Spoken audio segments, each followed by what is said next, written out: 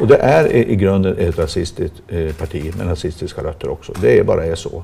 Vi måste vara tydliga med vilket parti Sverigedemokraterna är. Det får aldrig någonsin i historien stå att ja, men det där visste vi inte riktigt vilka de var.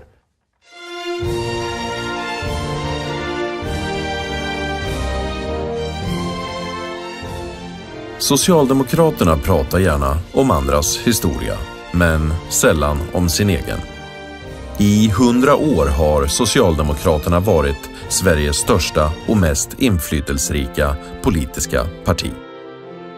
Ändå känner de flesta inte till mer om partiets historia än det som Socialdemokraterna själva vill bli ihågkomna för. I många fall vet inte ens Socialdemokraternas egna företrädare och medlemmar på vilken historisk grund partiet egentligen vilar. I protokollet från partiets första kongress skriver Socialdemokraterna: för att undvika våld måste den härskande borgerliga makten göra eftergifter. Om det styrandes blindhet och egoism frammana den våldsamma revolutionen som förtvivlans självhjälp är vår plats given och vi redo att göra allt för att åt folket erövra och bevara så värdefulla frukter som möjligt av striden, på det att dess offer ej må ha skett förgäves.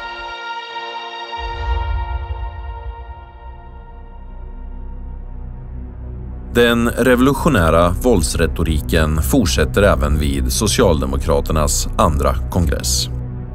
Hinke Bergegren, en av partiets tidiga ideologer, talade inför kongressen. Varför vara så rädda för revolutioner och våld när vi ändå måste tillgripa våldet som medel att genomdriva våra fordringar? För min del anser jag småmord vara alldeles utmärkta och sådana attentat sätta skräck i det härskande i samhället. Vi skola ingjuta det gift som heter hat så att vi blir mogna för vilket våld som helst.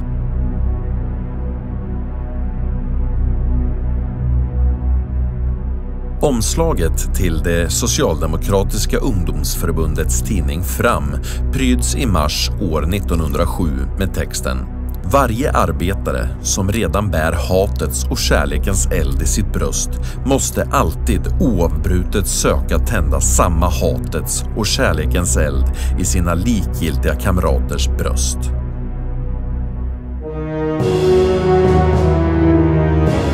Det här är historien om Socialdemokraterna, så som den aldrig berättats förut.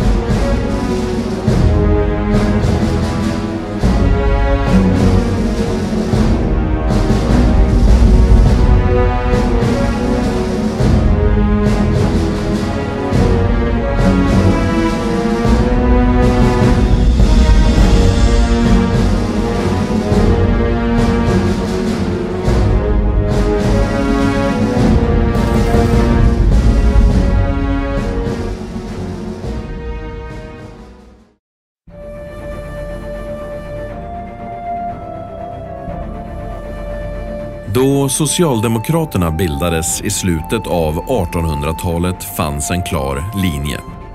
Svenskarna skulle vara ett likställt folk, ekonomiskt, socialt men även likställt i en strikt genetisk mening.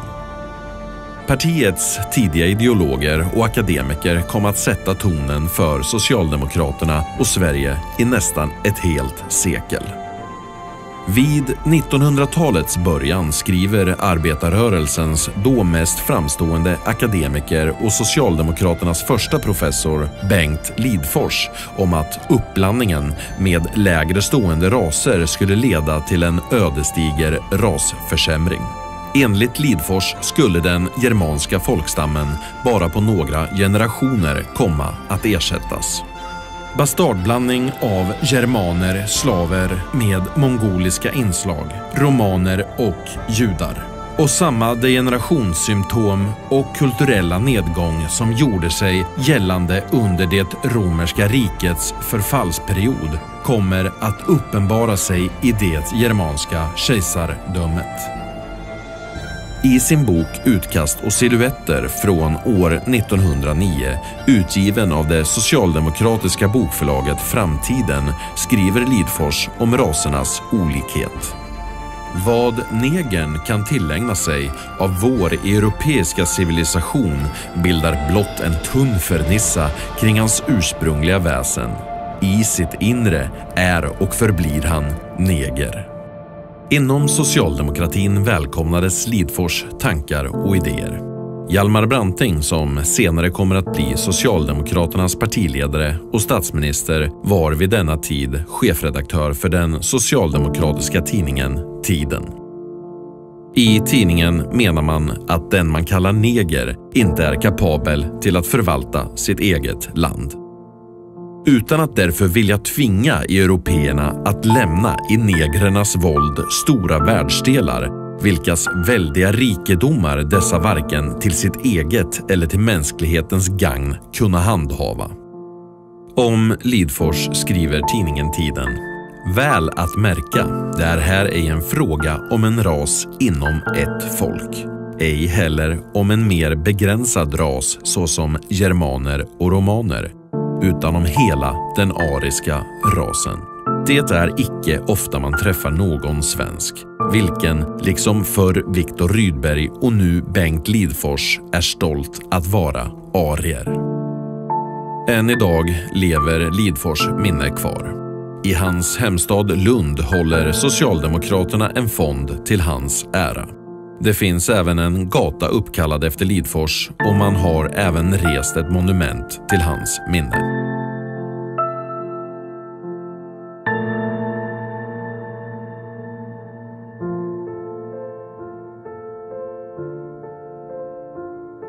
Allan Vågt inledde sin karriär som chefredaktör för den socialdemokratiska tidningen Arbetet och kom senare att bli socialdemokratisk riksdagspolitiker och minister. Liksom Lidforss hade Vågt ett stort intresse för rasbiologi, vilket han redogör för i sin bok Rasbiologi och socialism.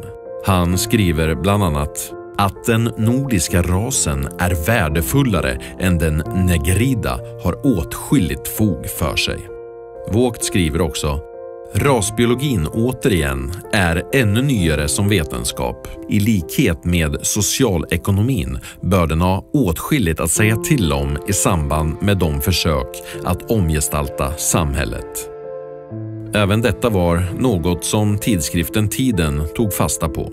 Under rubriken Socialism och rashygien skriver man år 1929: en sterilisering av notoriskt belastade individer kan visserligen ha sin stora betydelse, men kan dock endast bli ett palliativ med föga inflytande på den verkligt rationella rasförädlingen.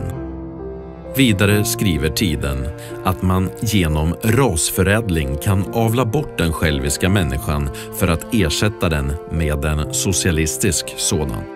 Om mänsklighetens pionjärer istället för att sträva efter kapitalistiska och chauvinistiska mål ville ägna sina krafter åt en verklig människosläktets pånyttfödelse, skulle måhända en människoras kunna frambringas som vore skickad att bättre än den nuvarande lösa de allt mera invecklade sociala frågorna. I tidningen Aftonbladet fördes samma resonemang. Rashygienen åsyftar ej att skapa genier. Dess mål är att i stort sett få friskare och socialt värdefullare människor. Rashygien är socialhygien.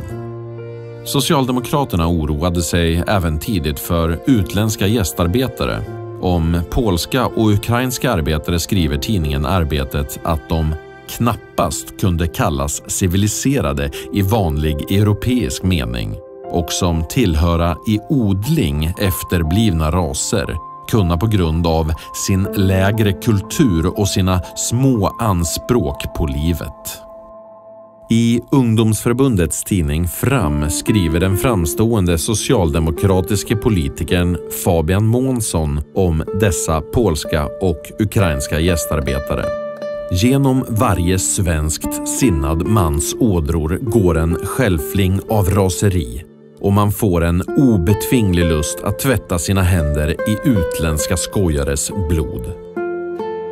Kort därefter väljs Månsson in i Socialdemokraternas partistyrelse.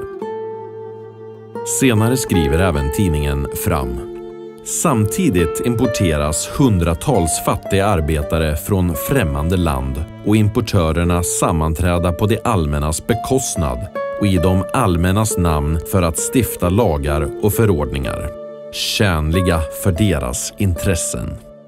Lagar som tvingar landets fattiga befolkning i landsflykt och till skydd åt en lägre stående folkras som skall översvämma landet och tränga ut dess söner och döttrar från de inhemska näringarna. Året därpå publicerar Fram en vers på samma tema. Om versen skriver man att denna härliga kampsång borde vara ett motto för den socialdemokratiska ungdomsrörelsen som ett samlingsord på dess fana. Sverige åt svenskarna. Redaktör för tidningen var vid denna tid Per Albin Hansson, som senare kom att bli socialdemokratisk partiledare och statsminister. Tidigt 1900-tal skriver den blivande socialdemokratiske statsministern Rickard Sandler om att man måste väga familjernas ekonomiska bärkraft mot deras fysiska rasvärde samt slå vakt om folkstockens bestånd, åtminstone så länge de rashygieniska forskningarna inte kommit längre. Den rashygieniska forskningen som Sandler efterlyste skulle snart bli verklighet. År 1920 tar den socialdemokratiske riksdagsmannen Alfred Petrén initiativ till att göra riksdagspolitik av rasbiologin. I en motion föreslår Petrén införandet av ett statligt institut för rasbiologi. Petrén skriver: den rasbiologiska forskningen som arbetar för ett högt och ädelt mål, skydd mot släktets degeneration och främjande av goda rasegenskaper, växer sig för varje dag allt starkare. Motionen undertecknades bland annat av den socialdemokratiske partiledaren Hjalmar Branting och lämnades in till riksdagens bägge kammare den 13 januari år 1920. De socialdemokratiska riksdagsledamöterna argumenterade för värdet av att bevara vad man kallade den svenska folkstammen. Ett uttalande från den blivande socialdemokratiska ecklesiastikministern Arthur Engberg har gått till historien. Vi hava ju lyckan att äga en ras som ännu är ganska oförstörd. En ras som är bärare av mycket höga och mycket goda egenskaper. Men det underliga är ju att medan vi är ytterst angelägna om att föra stamtavlor över våra hundar och hästar, så är vi icke alls angelägna om att se till hur vi skola bevara och skydda vår egen svenska folkstock. Det är verkligen på tiden att detta sker, för att sedermera en gång i raspolitiskt hänseende draga forskningens praktiska konsekvenser. Senare skriver Engberg, då som chefredaktör för tidningen Socialdemokraten: Sveriges arbetar- och bondebefolkning, som är kärnvirket i vår nation, torde få anses vara en av världens sundaste. Det är i allmänhet en befolkning av kvalitetsras.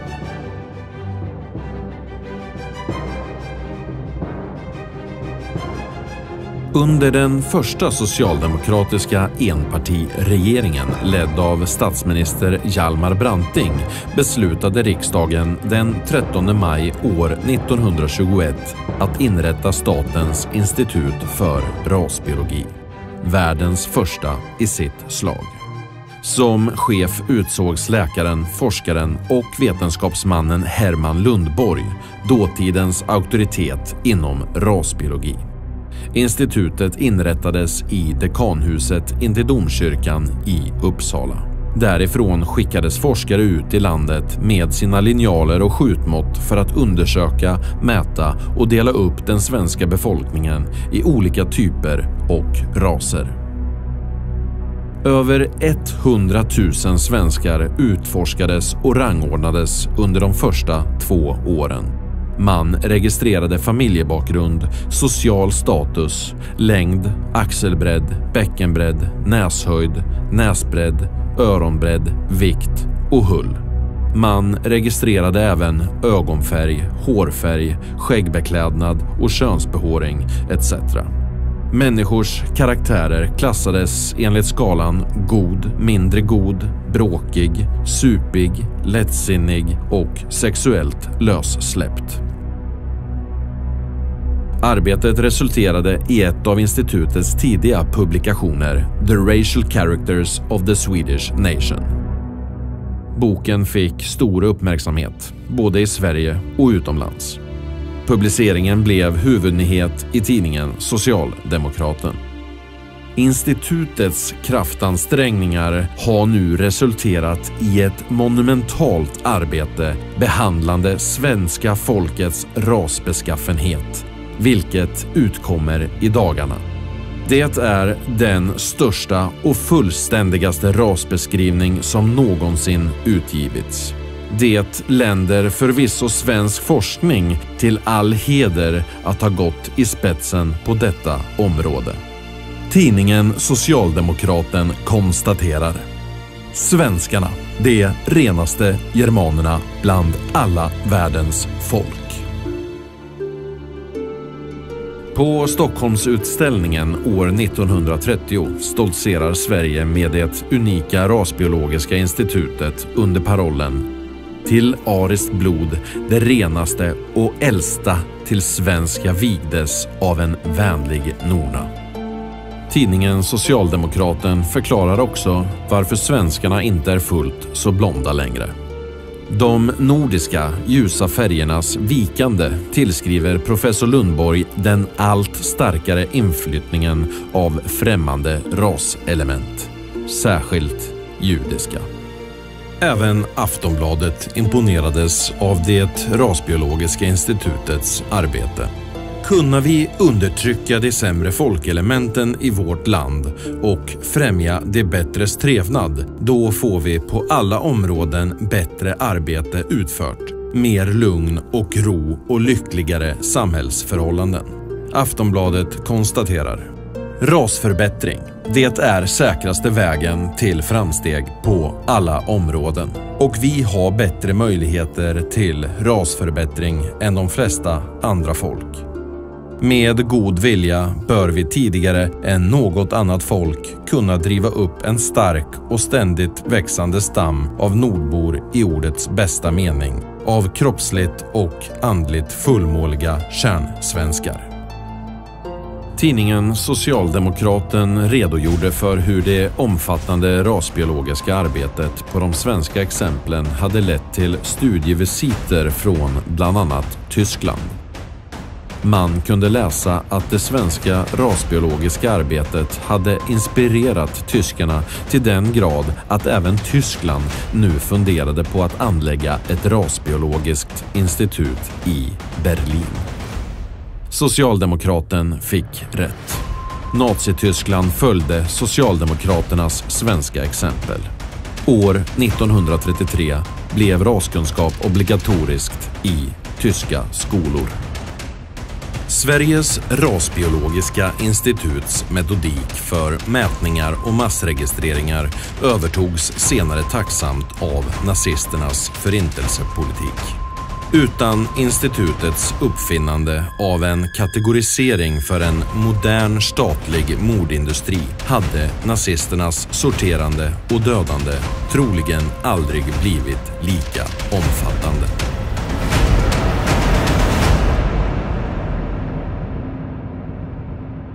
På de svenska läroverken gavs boken The Racial Characters of the Swedish Nation ut i en läroboksversion som fick titeln Svensk raskunskap. På bokens baksida citeras Hans Friedrich Karl Günther, Adolf Hitlers och Nazitysklands blivande rasexpert.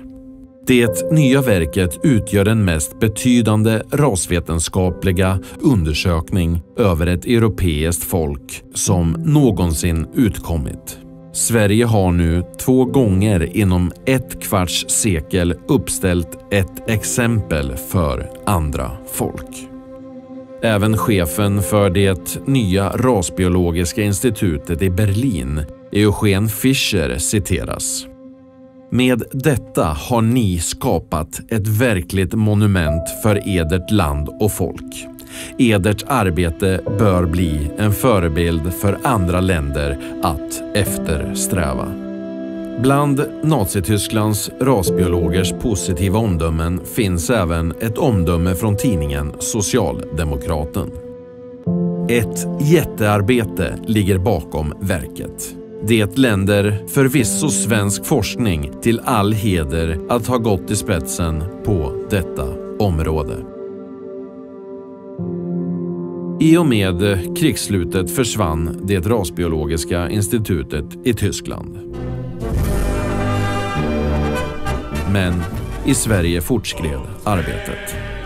År 1945 utser regeringen Per Albin Hansson Nils von Hofsten till ny ordförande för det rasbiologiska institutet. Hofsten hade sedan tidigare ett uttalat intresse för rasbiologi. Redan år 1929 skriver han i en läkarbok: Vi kunna därför utan tvekan fastslå att den svarta rasen står lägre än den vita. En svunnen tids verklighetsfrämmande idealism kunde ännu tro att negrer äga samma utvecklingsmöjligheter som vita. En sådan tro vore numera en löjlighet och en dumhet. Bara 2 år efter att von Hofsten tillträtt som ordförande vid institutet befordras han till den socialdemokratiska regeringens egna rasexpert. År 1956 blev Tage Erlander för 3:e gången statsminister i Sverige. Intresset för raspolitik levde då fortfarande kvar inom socialdemokratin. Så sent som år 1965 talar statsminister Erlander i Sveriges riksdag om statusen för den svenska rasen. Vi svenskar lever ju i en så oändligt mycket lyckligare lottad situation. Vårt lands befolkning är homogen.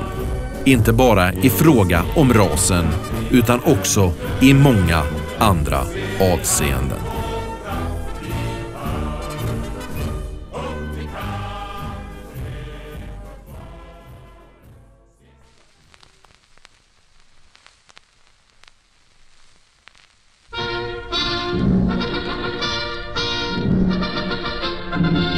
I början av 1930-talet rönte Hitler och nazisterna stora framgångar i de tyska valen.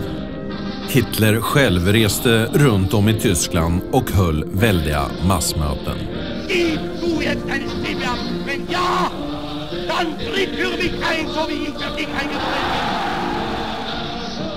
På Aftonbladets redaktion imponerades man av Hitler.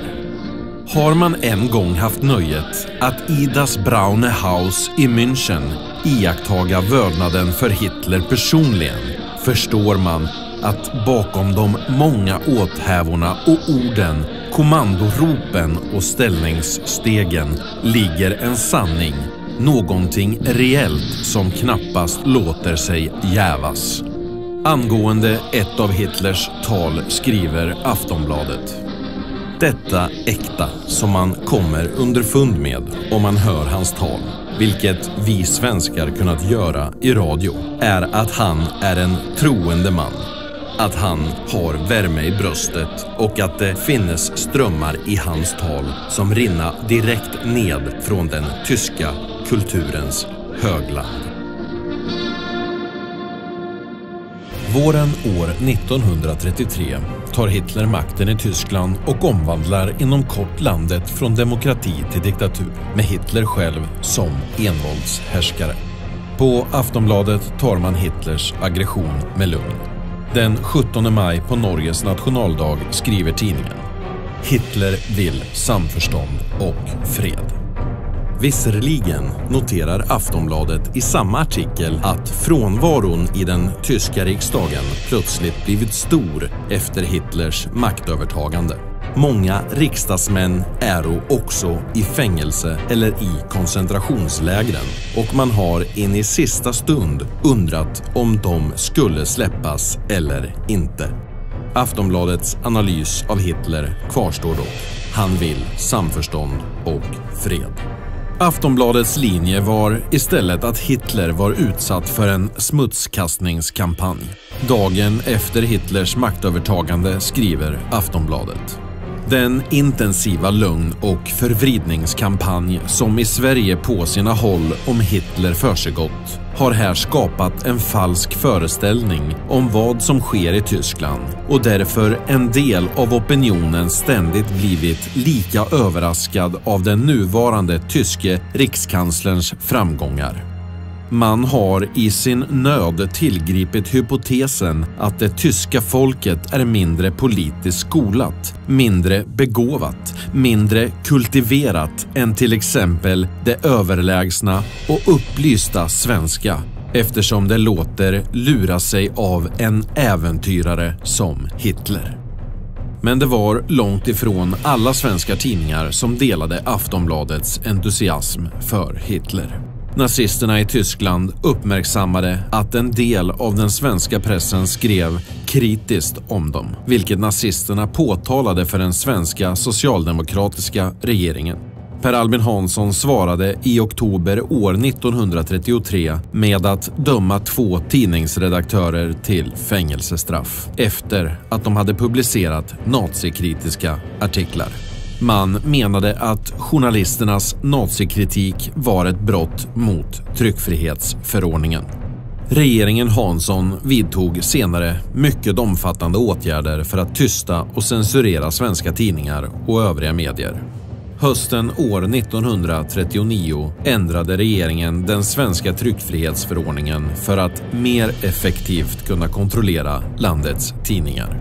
Genom lagändringen fick regeringen från den 17 november samma år utan rättegång hos tidningar beslagta material som ansågs problematiskt.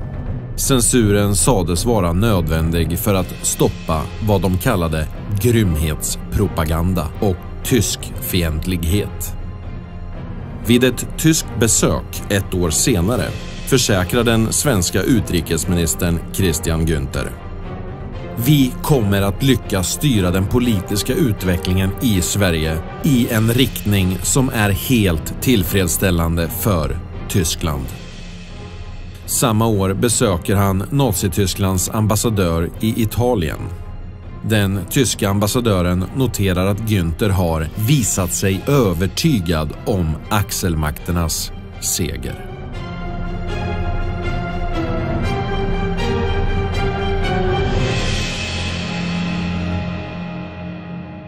Den 12 mars år 1942 hade 17 tidningsredaktioner i hemlighet kommit överens om att publicera information om Hitlers hemliga polis, Gestapo, och deras övergrepp mot norska motståndsmän i det ockuperade Norge.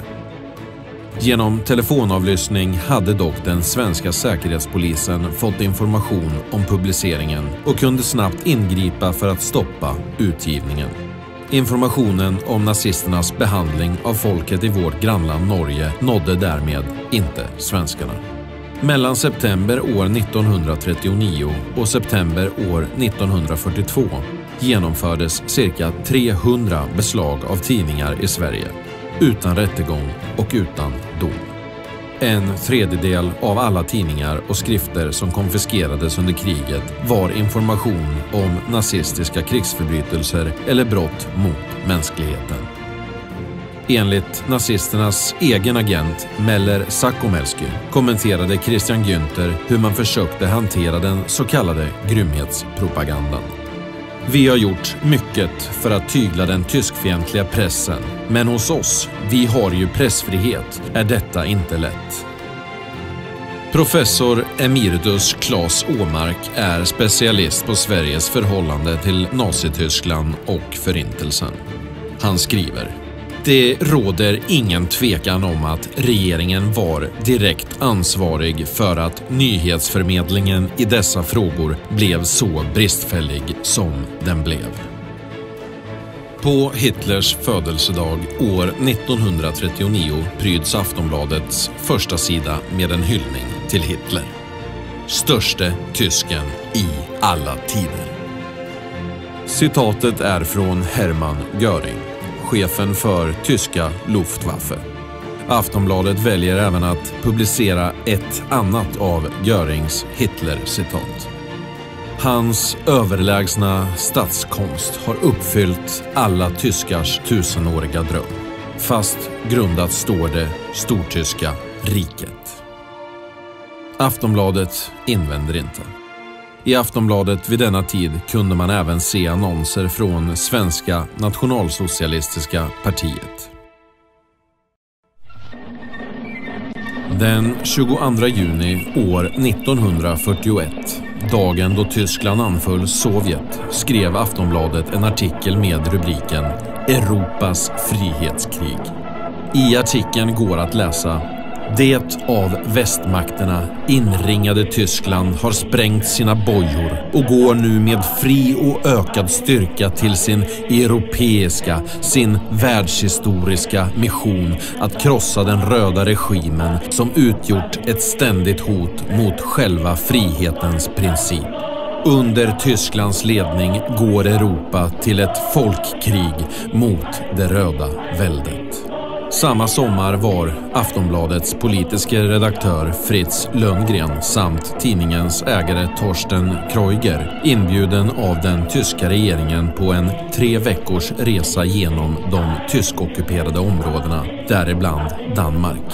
Under resans gång träffade Aftonbladet bland annat Nazitysklands utrikesminister Joachim von Ribbentrop, som senare kom att dömas under Nürnberg-rättegångarna för krigsförbrytelser. Den 18 oktober år 1939 kallar utrikesminister Rickard Sandler till ett möte med sina nordiska grannländer. Syftet var att i ljuset av krigsutbrottet markera att de nordiska länderna stod samlade i orostider. Gemenskapen blev dock kortlivad. Ett halvår efter det nordiska mötet den 9 april år 1940 inleddes nazisternas ockupation av Norge. Nazisterna mötte dock motstånd. De allierade lyckades sänka 10 av Nazitysklands mest moderna krigsskepp. Delar av den tyska armén var instängd i norra Norge och på väg att svältas ut. Detta höll på att bli en av de första stora motgångarna för det tyska krigsmaskineriet.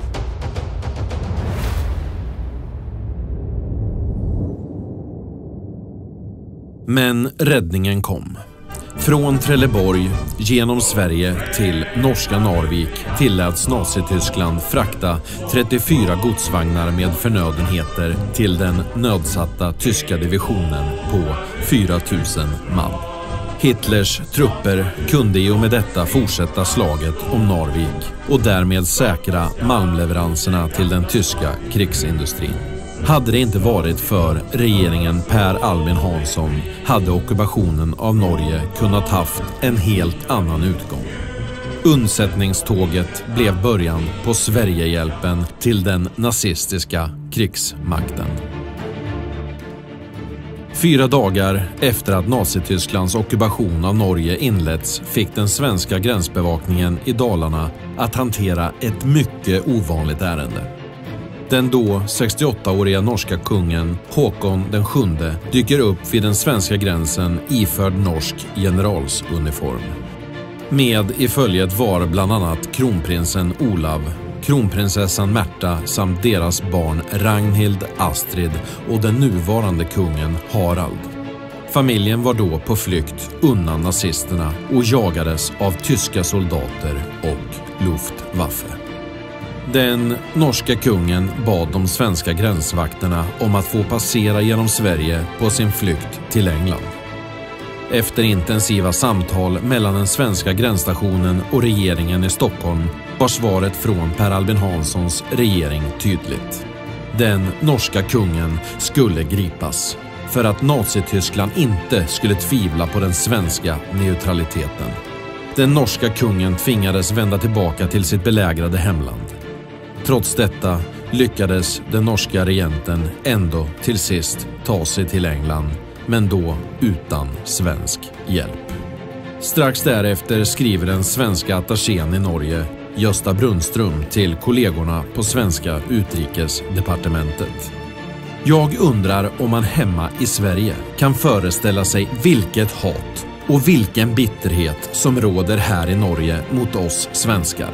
Tyskarna är inte älskade, även om de till en del är respekterade. Men för Sverige har norrmännen bara förakt till övers. Året efter att den norska kungen avvisats vid den svenska gränsstationen lät Per Albin Hanssons regering Nazityskland transportera en hel division från Norge genom Sverige till Finland. Det rörde sig om den så kallade Engelbrektsdivisionen på cirka 15 000 man. Transporten tog över 100 tågsätt i anspråk och genomfördes delvis även på landsväg. Tyska soldater tilläts även senare att under sin permission åka tåg genom Sverige, den så kallade permittenttrafiken. Detta är också vad som gjorts känt efter kriget för den svenska allmänheten. Mindre känt är att tyska förband var på svensk mark långt före Engelbrektsdivisionen. Redan på sommaren år 1940 skickas en svensk högkvartersorder ut om att tyska trupptransporter och transport av krigsmateriel ska få fri lejd genom Sverige.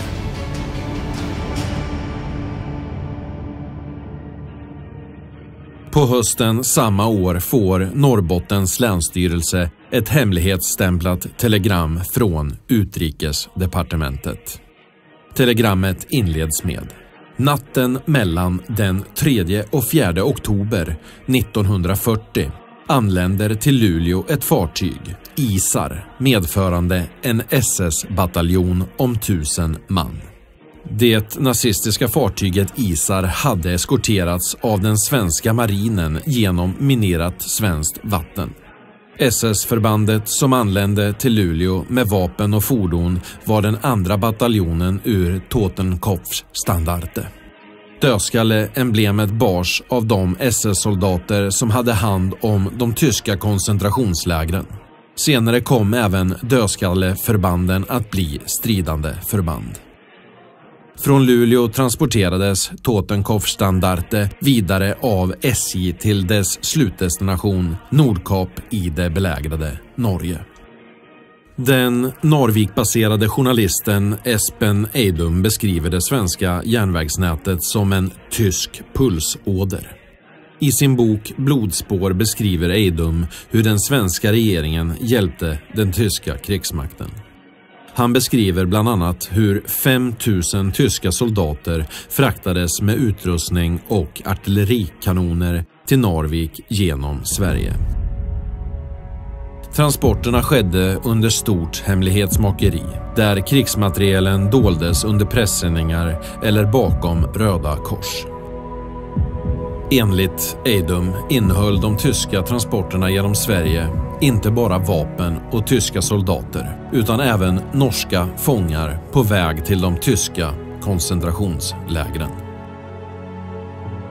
Den svenska generalkonsuln i Oslo, Leif Örnvall, rapporterade till utrikesdepartementet den 17 april år 1943 om den ökade norska frustrationen över fångtransporterna på svenska järnvägar.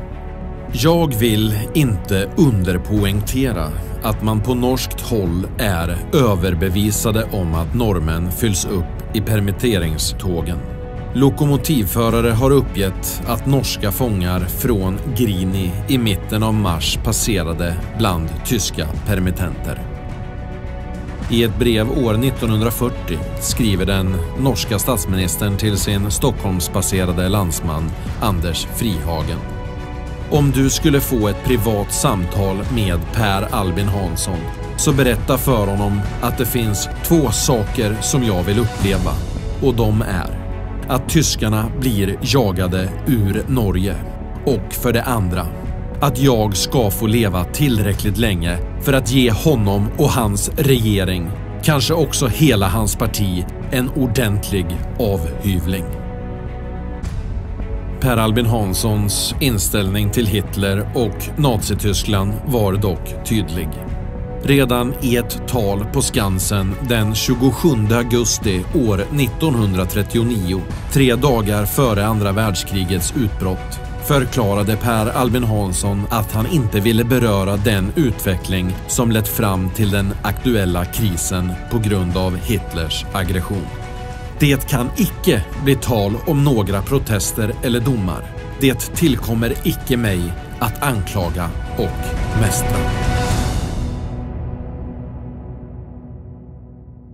Linjaden bjuder på en hel del kamratfester, och i denna kväll förs vi ombord på tyskarnas Wilhelm Gustloff. Vi är lovade dans, korv och öl, och det löftet hålles i rikligt mått. Efter att Per Albin tagit emot en tysk delegation i november år 1940 gör det tyska utrikesministeriets nordiska avdelning ett uttalande om Sveriges socialdemokratiska statsminister. I allt vad han sade framträdde tydligt en strävan att göra förhållandet gentemot Tyskland så vänskapligt som möjligt. Likväl med bevarande av den svenska neutraliteten, åtminstone utåt. Efter den tyska ambassadören Hans Thomsens besök hos statsminister Per Albin Hansson den 29 april år 1943 skriver Thomson i sina anteckningar om Per Albin. Han sa att det väl inte fanns någon förnuftig människa i Sverige som önskade ett tyskt nederlag. Totalt fraktades genom Sverige till Norge 100 000 järnvägsvagnar och mer än 1 miljon soldater och militär personal tills överenskommelsen mellan svenska regeringen och Nazityskland avbröts i augusti år 1943. För regeringen Hansson och svenska SJ var samarbetet en mycket ekonomiskt gynnsam affär. Under samma tid dog 10 000 män, kvinnor och barn i det naziockuperade Norge. Den största delen av dem var civila. Om Per Albin Hansson skriver den norska statsministern att det är ingen jag hatar så flammande och så vilt som Sverige. Och det är hans fel.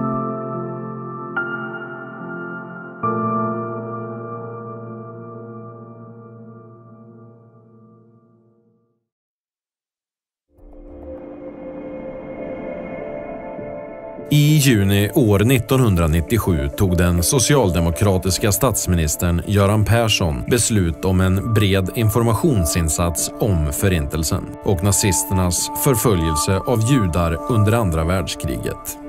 Ett huvudmoment i detta var utgivningen av boken Om detta må ni berätta, som gavs ut av bokförlaget Natur och kultur. Bokförlagets grundare hade redan under andra världskriget försökt ge ut böcker om Hitlerväldet och förföljelsen av judar. Per Albin Hanssons regering hade dock belagt dessa med spridningsförbud. Man kallade nyhetsrapporteringen av Hitlers fruktansvärda övergrepp för grymhetspropaganda och belade sådan rapportering med censur. Regeringens censur tillsammans med de socialdemokratiska besluten kring hanteringen av judiska flyktingar resulterade i att flertalet judar kom att hamna i något av Hitlers alla koncentrationsläger. Om Socialdemokraternas handlingar och ansvar i detta finns dock inget skrivet i vare sig svenska skolböcker eller i den bok som Göran Perssons regering delade ut i över 1,5 miljon exemplar. Socialdemokraternas relation till antisemitismen fanns tidigt med i partiets historia. Redan vid 1800-talets slut kom den blivande socialdemokratiska akademikern Bengt Lidforss i kontakt med den antisemitiska rörelsen i Berlin. I Dagens Nyheter den 11 juli år 1894 skriver Lidforss att antisemitismen är ett berättigat moment, då den vill bevara och uppfostra det germaniska skarplynnet i dess ursprungliga renhet och känslodjup. Senare samma år skriver Lidforss under pseudonymen Botvid till den socialdemokratiska tidningen Arbetet, där han ger uttryck för sin antisemitism. Det finns i Berlin helt visst åtskilliga förträffliga judar, men det är dock företrädesvis semitiska element som bär upp Berlinkulturens avigsidor. Ett år senare skriver Lidforss i samma tidning, även då under pseudonym, att antisemitismen endast är en förskola för socialdemokratin. Lidforss var dock långt ifrån ensam om sina antisemitiska idéer i Socialdemokraterna. I partiets ungdomstidning Fram publiceras en dikt inför förbundets kongress år 1907.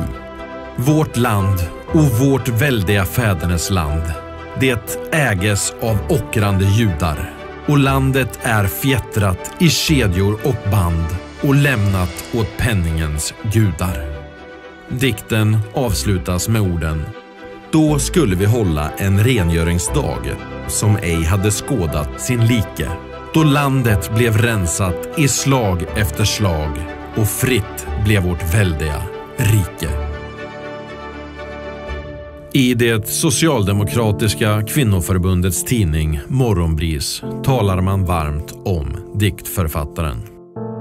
Arbetarklassens lidande har aldrig på svenskt språk tolkats så modigt sant och i all sin tragiska storslagenhet som hos Leon Larsson.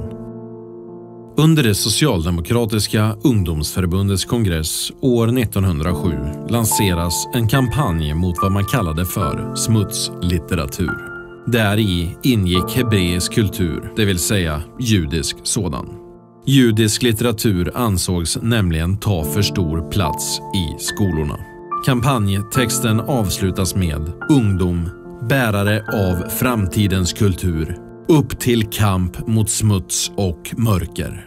Ljus över landet, det är det vi vilja. Om kampanjen mot smutslitteraturen skriver tidningen Fram: läskunnigheten, säger man, är större i Sverige än i något annat land. Men man aktar sig noga att tala om hur denna färdighet av många användes. Den undervisning som folkskolan lämnar de unga, där exempelvis kännedomen om hebreisk litteratur får gå före kännedomen om den svenska litteraturen. Chefredaktör för tidningen var vid denna tid Per Albin Hansson. Den socialdemokratiska tidningen Tiden skriver på samma ämne. Men historisk bildning kan mänskligheten aldrig undvara, och därför måste det småningom bli en uppgift för socialdemokratin att sätta den ariska forntidskulturens studium på dess rätta plats inom historieundervisningen. En annan framstående socialdemokrat som framförde sin syn på den judiska litteraturen var Arthur Engberg. I tidningen Arbetet den 12 mars år 1921 skriver han under rubriken Judarna. För närvarande är det faktiskt så att våra barn får läsa sin nationella litteratur genom Mose-brillor. Vår litteraturhistoria behärskas av hel-, halv- och kvartsjudar, och Bengt Lidfors hade rätt. Vi svenskar i vårt förhållande till judarna ger prov på en långt större aktsamhet än vad nu är fallet. I samma artikel skriver Engberg även: i sin erövring av världen har judendomen fullföljt en målmedveten raspolitik. Man har opererat på två linjer. Å ena sidan har en stamrenhet bevarats som står utan motstycke i historien. Det har sörjts för att en frisk, obemängd och äkta kärna av gammal judisk ras vårdats och bevarats under segt fasthållande vid stammens fädernesärvda traditioner. Engberg fortsätter: ty judendomen har i sällspord grad varit parasitär. Den är lik dessa underliga växter som icke har sina rötter i jorden utan i andra växter, vilkas must och saft utgöra deras näring. Judendomen har varit och är den indoariska folkstammens mistel. Den kräver en ädel ras som näringskälla, och det vore orättvist att förneka att den har säker blick för det bästa och livsdugligaste. Så har den judiska rasen blivit historiens förnämsta exploatör. Engberg tillägger året därpå i ytterligare en tidningsartikel: den uppfattning som kejsartidens romare hade om judarna, inimici generis humani, människosläktets fiender. Så måste det drag förkroppsligas som samlat folkens hat mot judarna. Kort efter sina antisemitiska skrifter och uttalanden utnämns Arthur Engberg till ecklesiastikminister av Per Albin Hansson.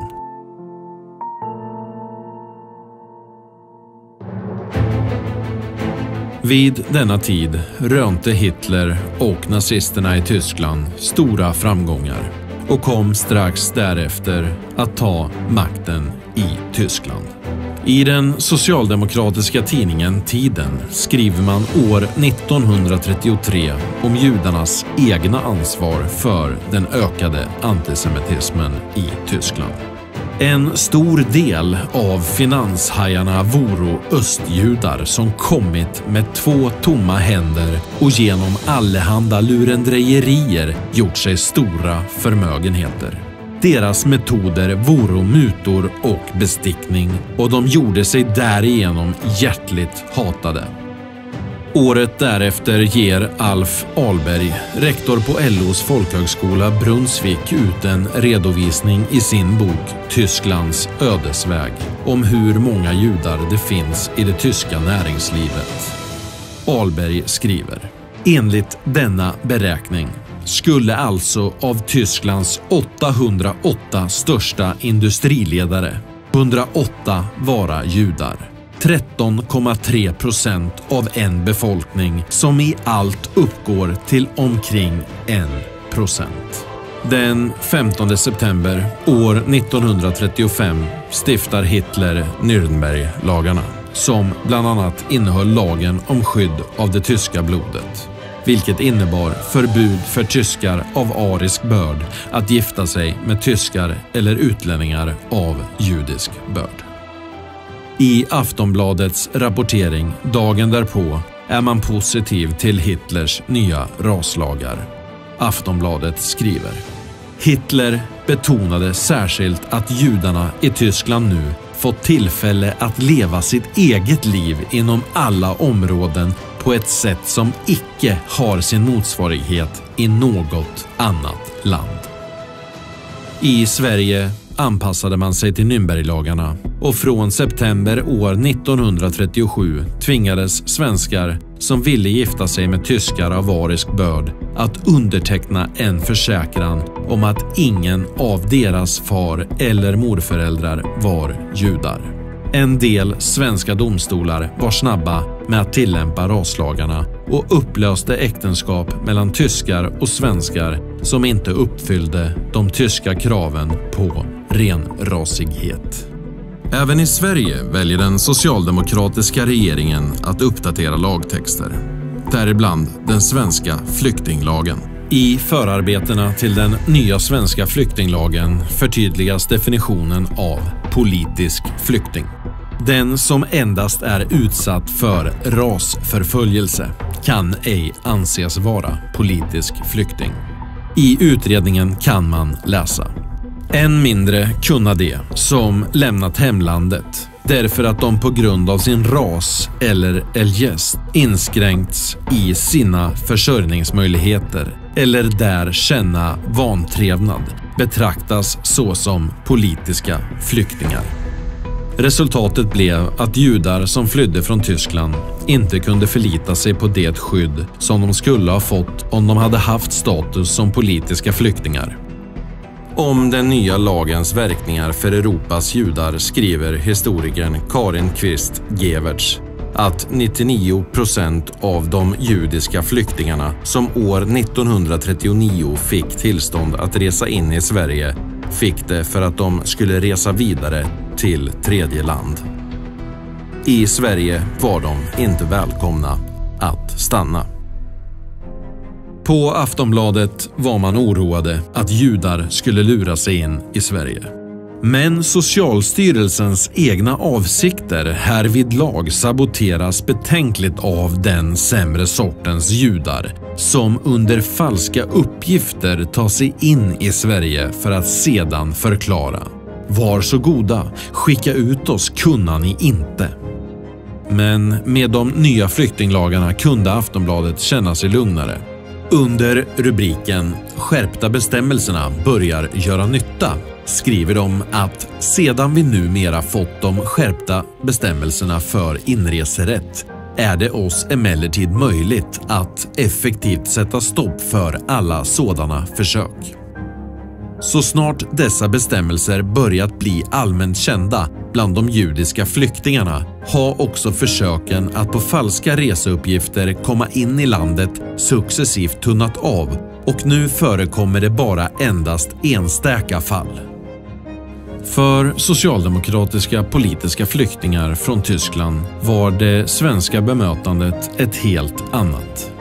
Dåvarande socialdemokratiska utrikesministern Rickard Sandler såg till att flyktingar med socialdemokratisk partibok skulle prioriteras framför andra flyktingkategorier. Genom arbetarrörelsens flyktinghjälp bildat av LO och Socialdemokraterna erbjöds en gräddfil in i Sverige för dem med medlemskap i motsvarande svenska LO i Tyskland eller det tyska socialdemokratiska partiet. I mars år 1938 tågade tyska trupper in i Österrike, vilket innebar att Österrike blev en del av Adolf Hitlers stortyska rike. Samtidigt grundades koncentrationslägret Mauthausen på österrikisk mark. I samband med detta tilltog än en gång flyktingströmmen till Sverige, då de österrikiska judarna försökte fly sitt hemland. Regeringen med Per Albin Hansson i spetsen reagerade snabbt. Inom en dryg månad införde Sverige visumtvång för österrikiska medborgare och därmed kunde de österrikiska judarna stoppas redan vid gränsen. Lyckan blev dock kortlivad för Per Albin Hanssons regering. Tyskland avskaffade de österrikiska passen och ersatte dem med tyska.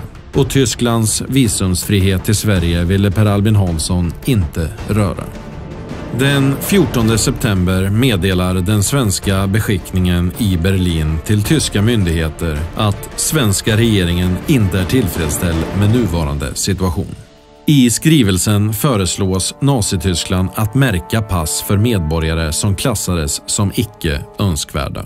En knapp månad senare svarar tyska myndigheter: Tyskland kommer se till att alla pass för Reichsangehörigen Juden skulle märkas med ett 3 cm stort rött J i vänstra hörnet av passets första sida. Tyska UD förtydligar för sina svenska kollegor. Därigenom kan det genom en blick i passet genast fastställas att passinnehavaren är jude. Den 27 oktober skickar svenska Socialstyrelsen ut en skrivelse till Sveriges passkontroller att personer med ett J i passet ska avvisas vid gränsen. Samma vecka rapporterar Sveriges konsul i Österrike till svenska myndigheter hur judar vräks från sina lägenheter, att de hamnar på gatan och därför i panik tvingas slumpa bort sina ägodelar. Den 7 november skriver den svenska beskickningen i Prag till utlänningsbyråns chef. Från den 1 oktober har icke något visum, ingen så kallad gränsrekommendation lämnats till någon judisk emigrant. Ett par dagar senare, mellan den 7 och 13 november, tilltog den våldsamma och blodiga förföljelsen av judarna. Omkring 400 judar dödades eller tvingades begå självmord. 20 000 till 30 000 judar fördes till koncentrationsläger. 267 synagogor brändes ner och över 7500 butiker vandaliserades.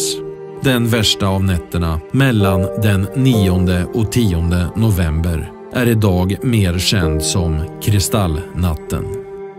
Judar försökte vid detta läge i panik fly från tyskkontrollerade områden. I en artikel skriver Aftonbladet om judarna som flyr östra Europa. Dessa judar, uppväxta under typiska gettoförhållanden i Galicien eller annorstädes i östra Europa, och vilka den nationalsocialistiska regimen söker bli av med, bör man i Sverige se upp med. De tyska myndigheterna insåg att de flyende judarna tog med sig sina besparingar och att det skadade den tyska ekonomin. Genom lagändringar förbjöds därför judar på flykt att ta med sig sina besparingar från Nazityskland.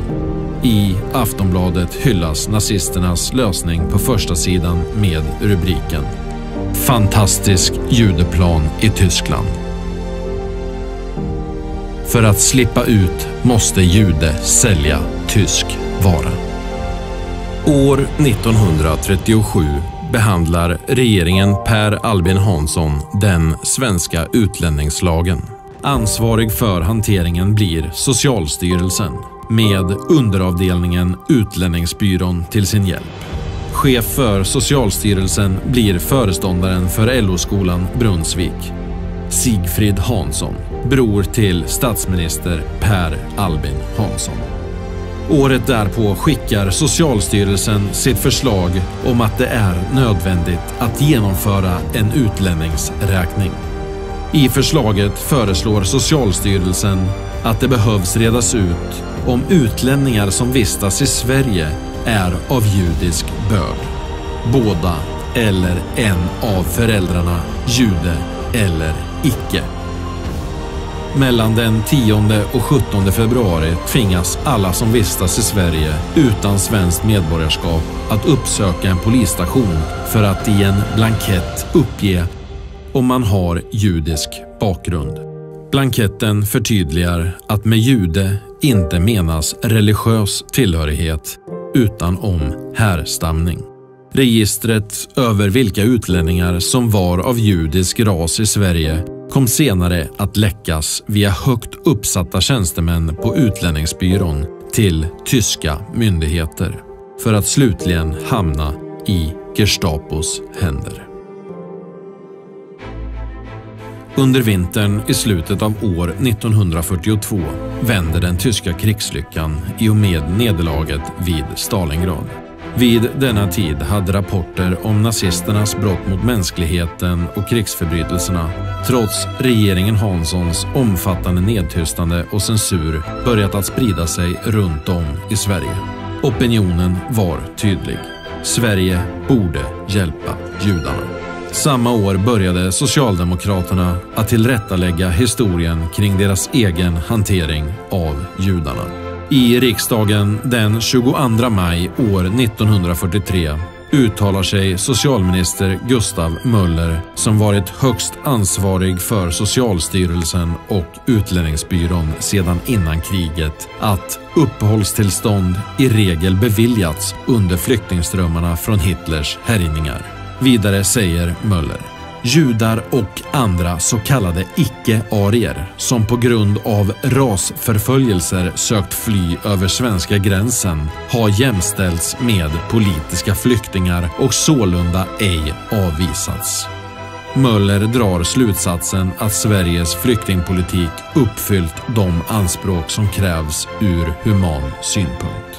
Socialstyrelsen uttalar sig i november samma år om den svenska flyktingpolitiken under kriget. Överhuvudtaget inte blir fråga om annat än ett uppträdande från svensk sida, nämligen att ta emot, skydda och hjälpa. Än idag kan man läsa på LOs hemsida. Under andra världskriget arbetade arbetarrörelsen aktivt för att stödja dem som flydde undan nazismen. Vidare skriver LO att de tillsammans med Socialdemokraterna och SSU genom deras kommitté arbetade med att ge ekonomiskt och juridiskt stöd åt politiska flyktingar. Att judar exkluderades ur gruppen politiska flyktingar finns där inget skrivet om. Inte heller skriver LO på sin hemsida att man i regel endast hjälpte personer som var medlemmar i det tyska socialdemokratiska partiet eller LOs motsvarighet i Tyskland. I motsats till den socialdemokratiska skönmålningen om sina egna insatser vittnar de statliga arkiven om Socialdemokraternas skuld i ett av historiens mörkaste avsnitt. Hyllrader med avslagna ansökningar av judar som försökt fly undan Hitler och nazisterna finns fortfarande bevarade. De judiska flyktingarnas ansökningar för fristad i Sverige är sorterade som icke-arisk eller av judisk ras. Bland ansökningarna framgår det också hur hela familjer som försökte fly till Sverige blev nekade. Såväl vuxna som barn. Idag vet vi att många av de judar som fick avslag till inresa i Socialdemokraternas Sverige istället fick äntra portarna till nazisternas dödsläger i Auschwitz, Treblinka eller Dachau.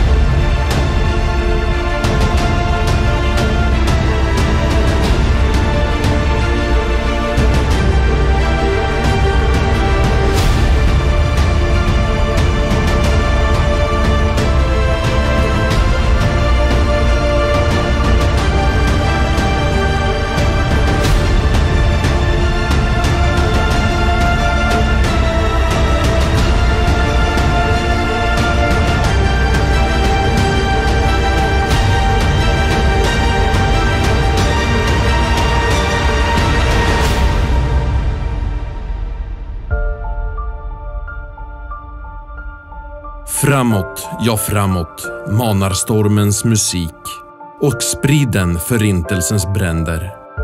Ty fram över spillror och högar av lik går marschen till Ariens länder.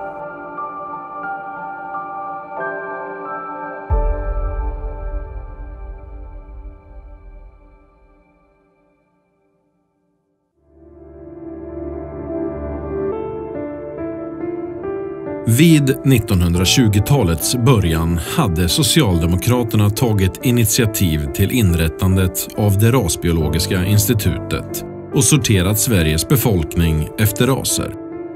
Människor som ansågs vara mindervärdiga steriliserades under tvång. Några socialdemokratiska riksdagsmän gick även så långt som att tala om ett avlivande av de personer som av dem ansågs vara mindervärdiga. År 1921 håller socialdemokraten Arthur Engberg ett anförande i riksdagens talarstol.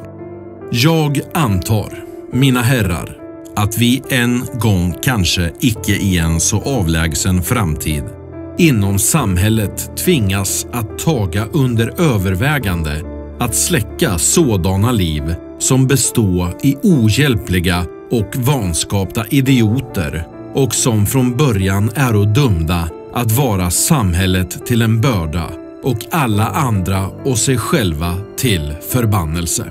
En sådan utväg får naturligtvis tänkas hållas öppen. Året därpå talar även partikollegan och psykologiprofessorn Alfred Petrén i riksdagen om möjligheterna med att avliva mindervärdiga. Från år 1924 fick Petrén ansvar för inrättandet av ett antal specialanstalter för personer som ansågs asociala, imbecilla, dels bildbara respektive obildbara, svårskötta och sinnesslöa. Petréns första idé var att förlägga anstalterna till öar i större svenska sjöar för att minimera patienternas möjlighet till att fly. Det blev dock till slut Skånska dragonregementets gamla kaserner som fick husera ett av Sveriges mest beryktade mentalsjukhus. Vipeholms sjukhus för sinnesslöa. År 1935 tog Vipeholm emot sina första patienter och var då landets enda specialanstalt för det man kallade svårskötta idioter. Vipeholm hade till en början plats för 612 manliga patienter och 150 kvinnliga. År 1939 blir Engbergs och Petréns idéer om avlivande av mindervärdiga verklighet i Nazityskland.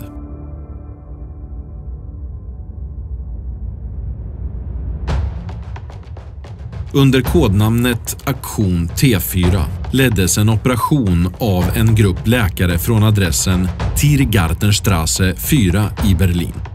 Första steget var att samtliga sjukhus och institutioner skickade in kopior på journaler över samtliga inskrivna patienter. T4-gruppen valde sedan ut patienter som sändes till något av T4s 6 särskilda kliniker.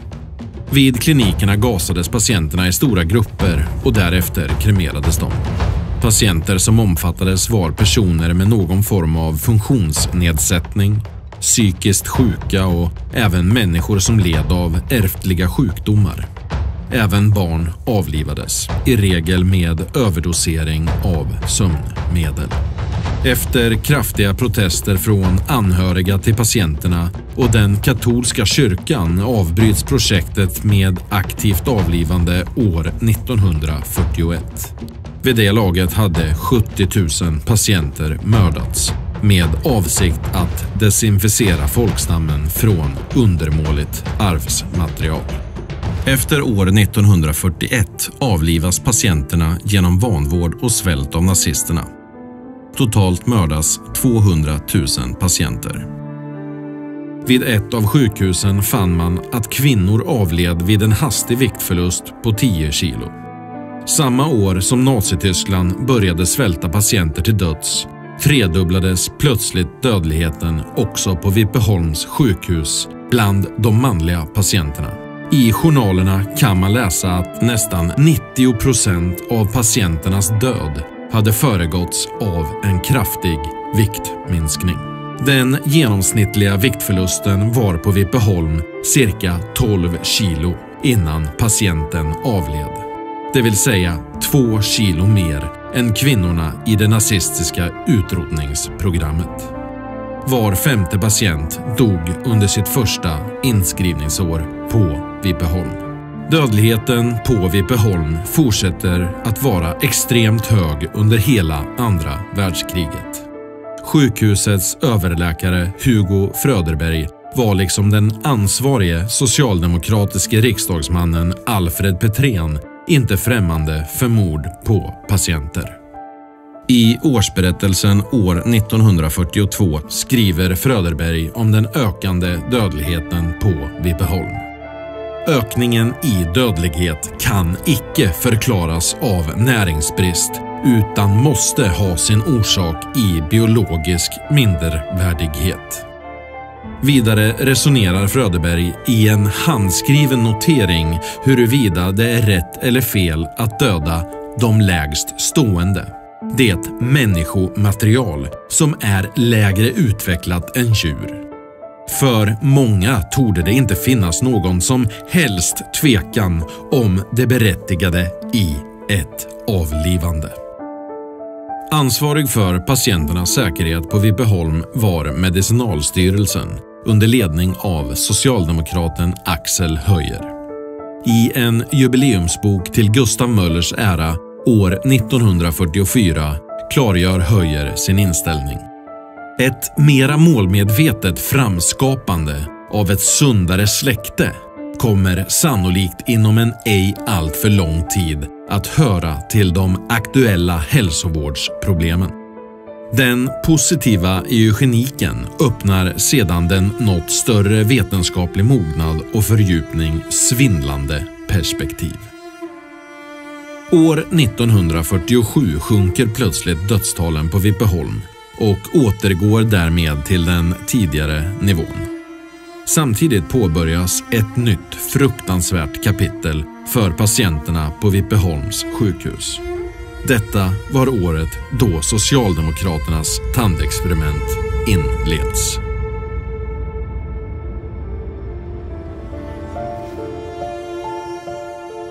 Redan några år tidigare, den 9 juni år 1944, kommer Socialdepartementet under ledning av socialdemokraten Gustav Möller med ett förslag att upprätta en medicinsk experimentverkstad på Vipeholms sjukhus.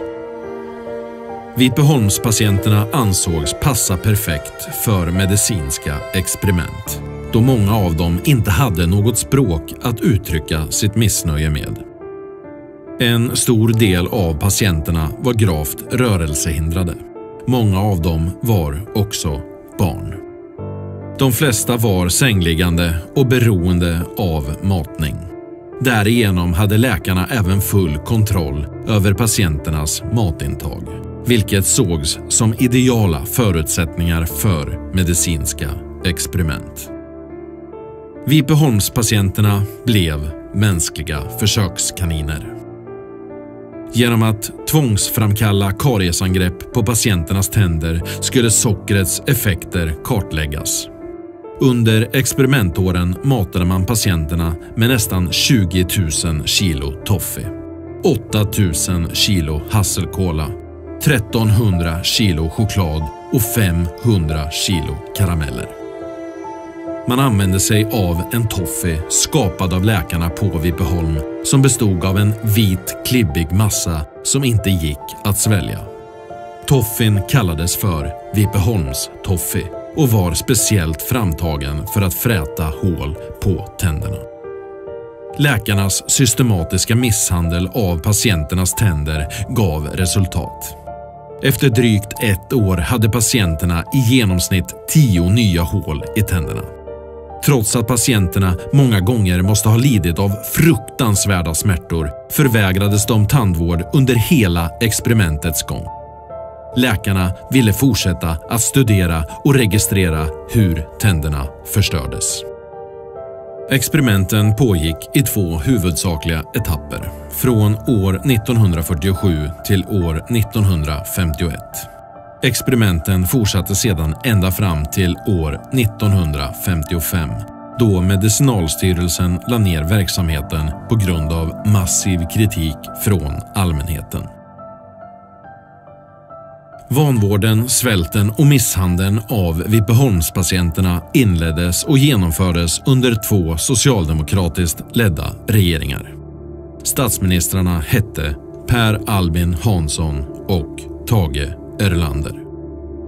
På Norra kyrkogården i Lund står än idag en minnessten för alla de som miste sina liv på Vipeholm. På stenen kan man läsa: var resan stormig, hur skön är hamnen.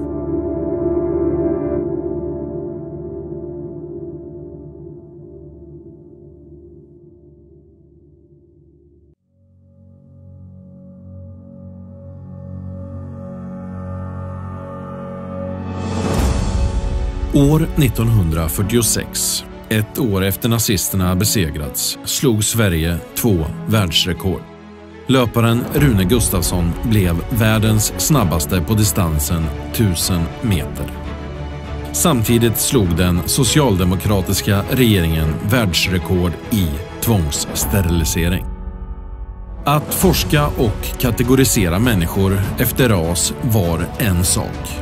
Men Socialdemokraterna ville gå längre och göra forskningen till praktisk politik. Man ville genomföra vad de själva kallade en genetisk kvalitetshöjning av det svenska folket.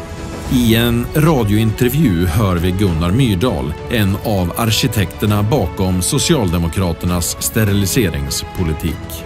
Med det menar man praktiska åtgärder som syftar till att upprätthålla folkstammen och att höja folkets kvalitet.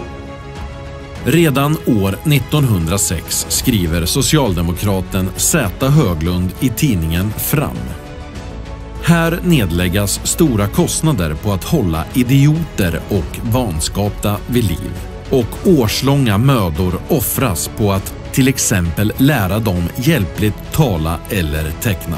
Under tiden går tusentals friska barn under i brist på näring eller uppfostran. Men förmodligen känner sig överklassen mest släkt med det förra. Höglund valdes samma år till ordförande i det socialdemokratiska ungdomsförbundet.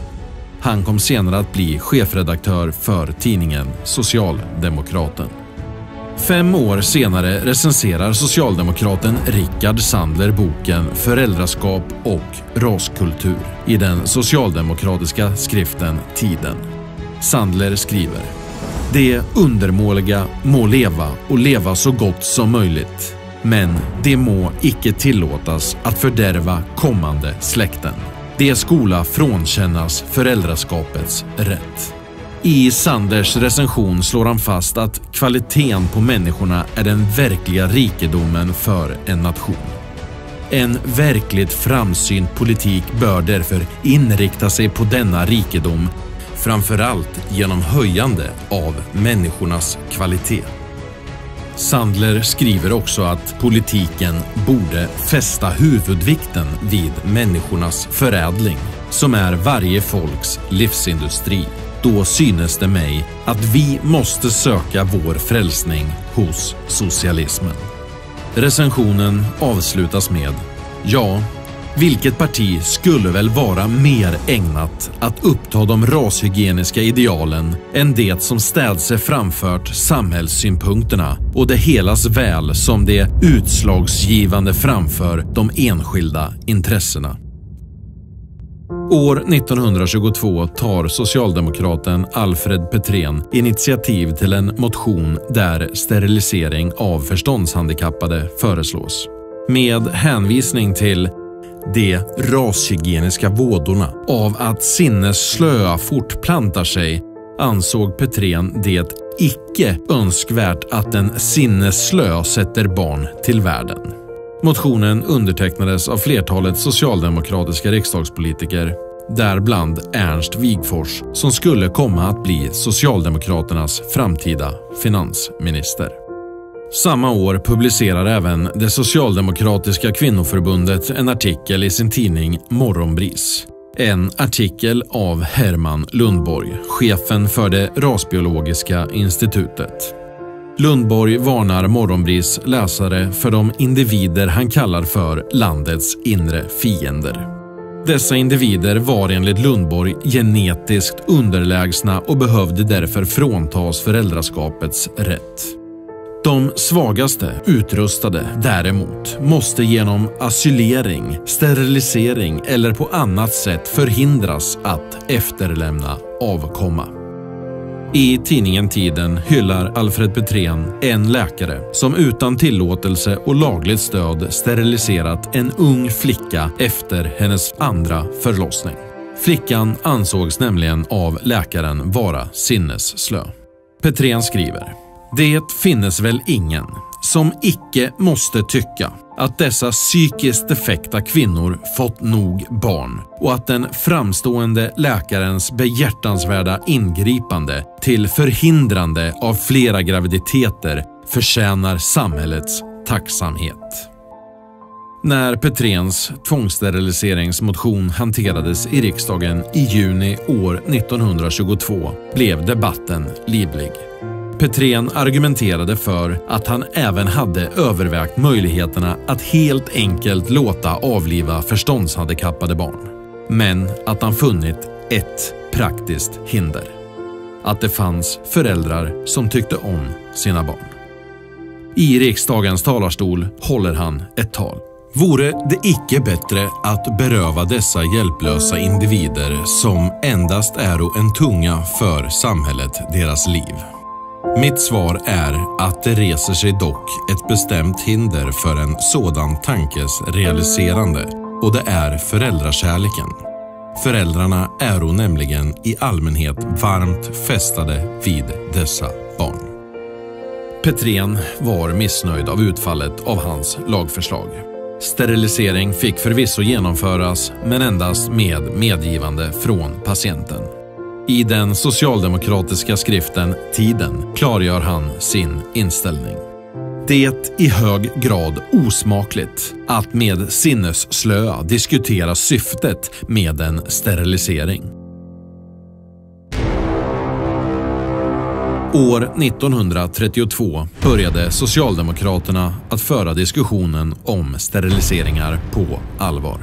Socialdemokraten Carl Schlüter var nu justitieminister och partikollegan Gustav Möller socialminister.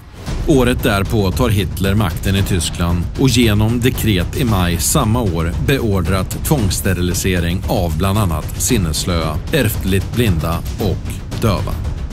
Justitieminister Schlüter gav sin utredare Ragnar Bergendahl i uppdrag att åka till Hamburg för att inhämta det senaste från nazisternas steriliseringsmetodik.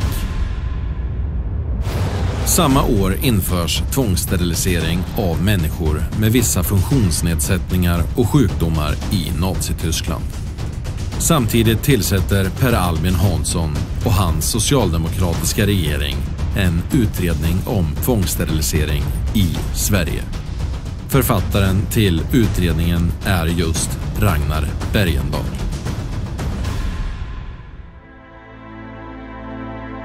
Redan året därpå lägger Socialdemokraterna fram en proposition om steriliseringslag i Sverige. Propositionen antogs av riksdagen och trädde i kraft den 1 januari år 1935. Lagen innebar att sterilisering kunde genomföras på personer som påstods vara ur stånd. Barn som ansågs ha anlag för sinnessjukdom eller sinnesslöhet omhändertogs.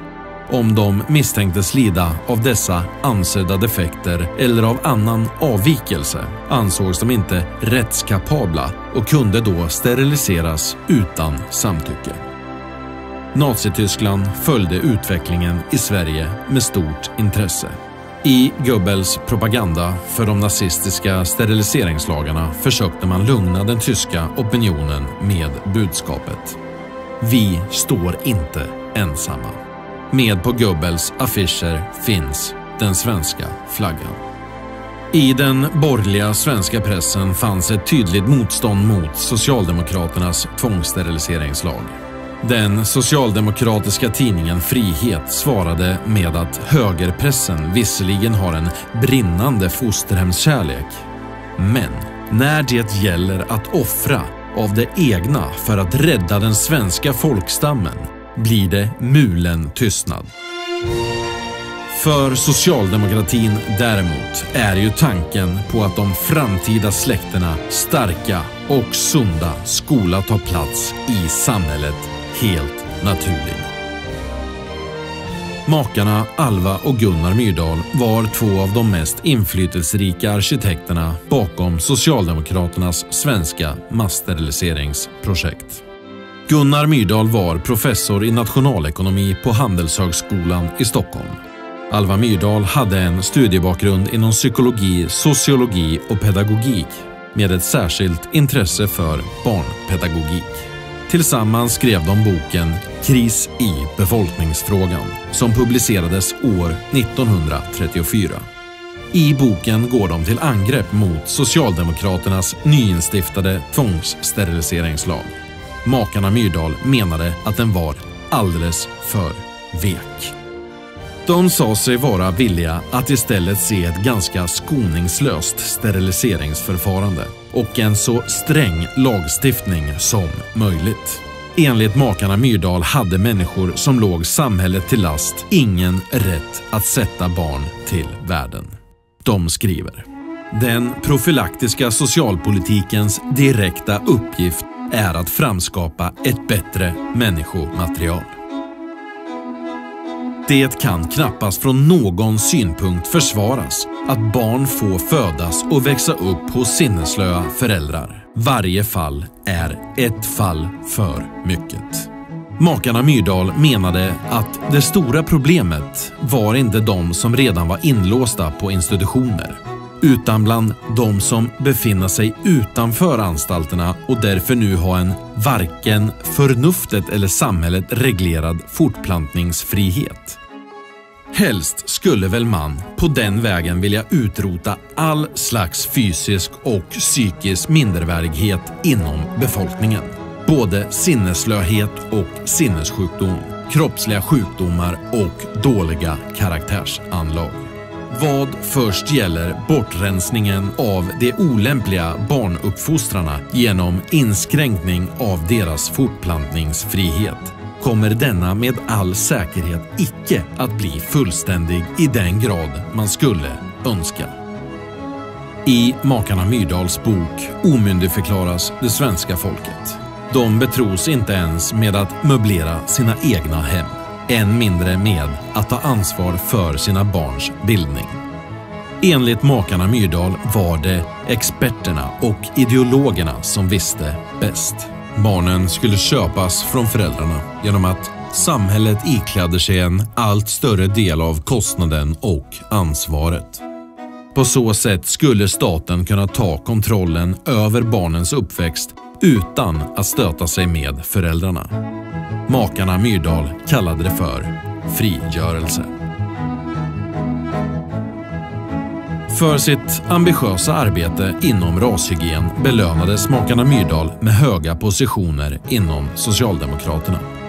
Gunnar Myrdal blev handelsminister och fick år 1974 Sveriges riksbankspris i ekonomisk vetenskap till Alfred Nobels minne.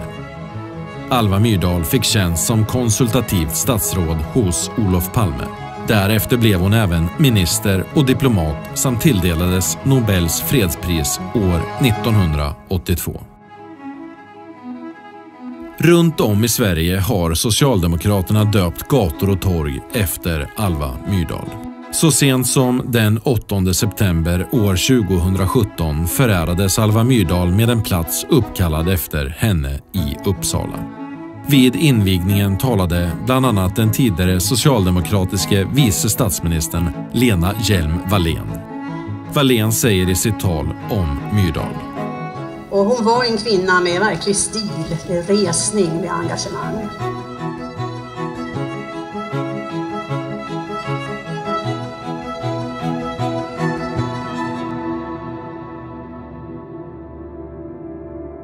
Socialminister Möller instämde i steriliseringens förträfflighet.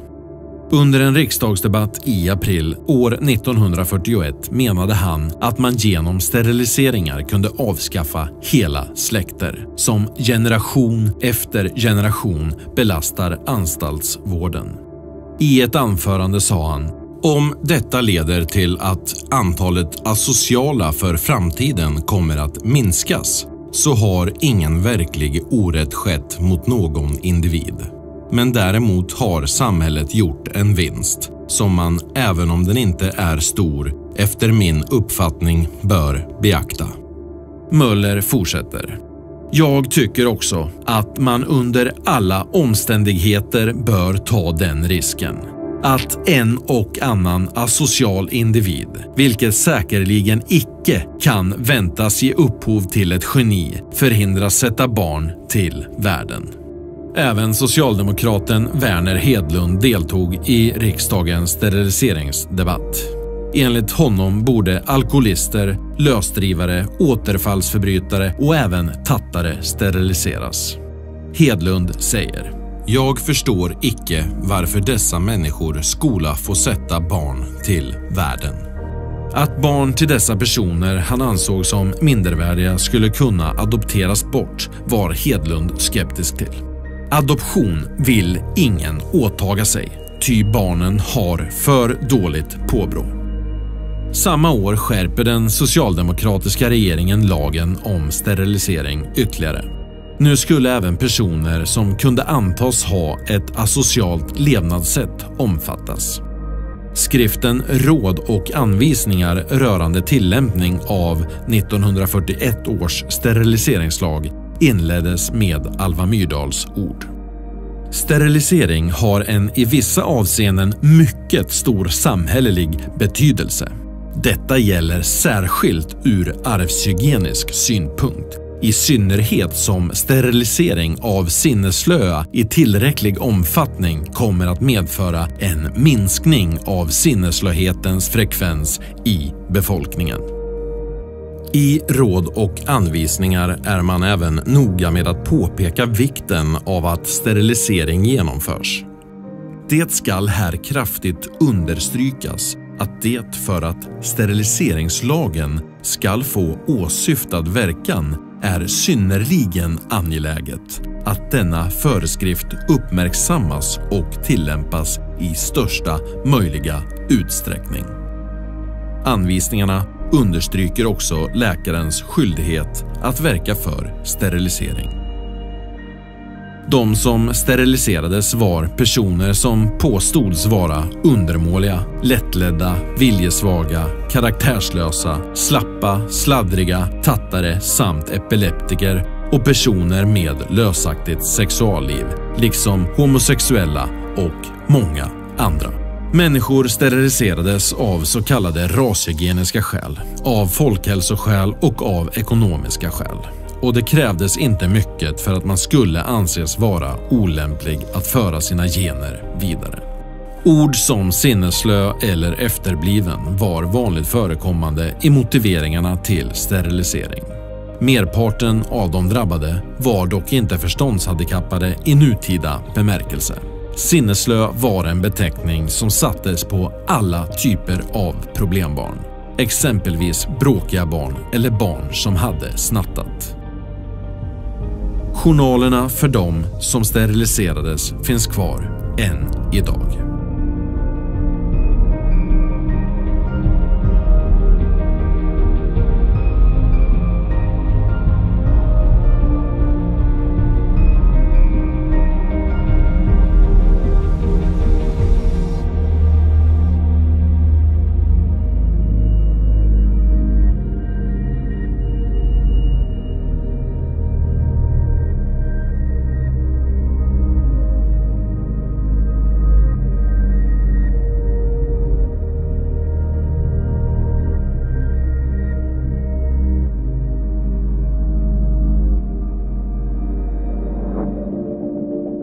Senare skriver socialdemokraten Axel Höjer, chef för Medicinalstyrelsen, om hur man kan minska antalet sinnesslöa i befolkningen.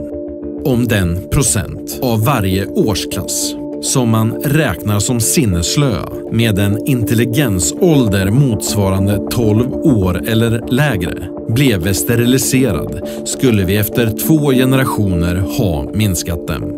som födas sinneslöa med 1/4 och efter 10 generationer med 3/4. Detta är praktisk arvshygien. I Sverige vid denna tid inför regeringen Per Albin Hansson den förebyggande mödra- och barnavården. Men vården för blivande mödrar var inte ovillkorlig. Socialstyrelsen skriver: Mödrahjälp får ej bli en uppmuntran till fortsatt icke önskvärd barnalstring av personer med till exempel ärftliga och psykiska defekter. I samband med fråga om mödrahjälp kan det därför vara anledning ta upp till undersökning huruvida ej sterilisering bör komma till stånd.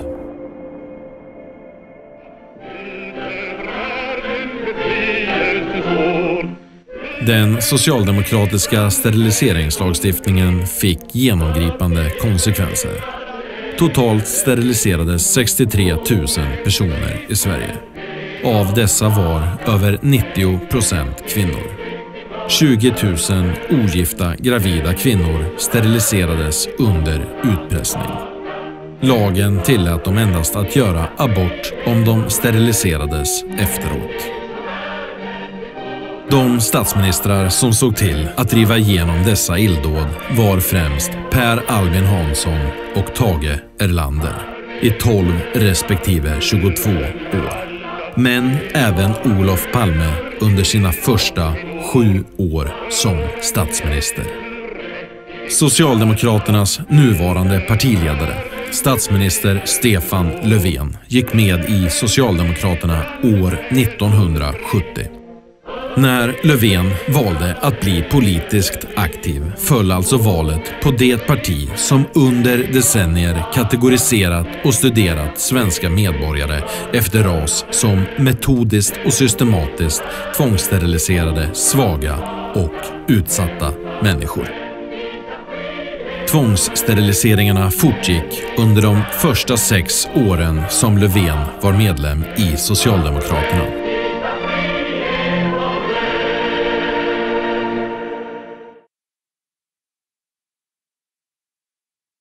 Och är det några som har stått upp för demokratin och människors lika värde genom hela historien, så är det den moderna historien, så är det arbetarrörelsen. Det går inte att förneka, det är vi som står upp för detta.